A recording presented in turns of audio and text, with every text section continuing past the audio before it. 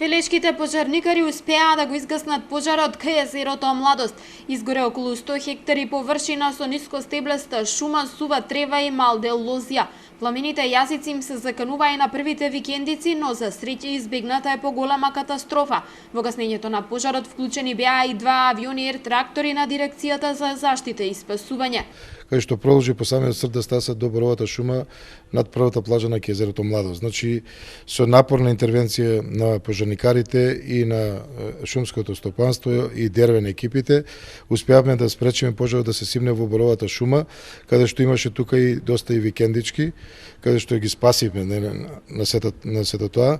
Имаше голема брзина на ветерот, каде што се прошири на Киновачани.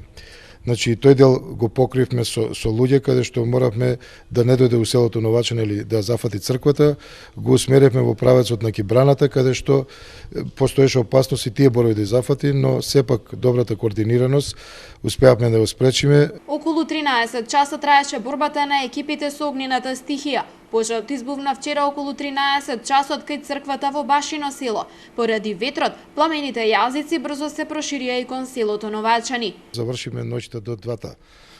Сабајлето, значи, на втори завршивме, пожарот беше локализиран и ликвидиран, но сето тоа не ни остана да предвидиме дека сабајле мораме да направиме обиколка.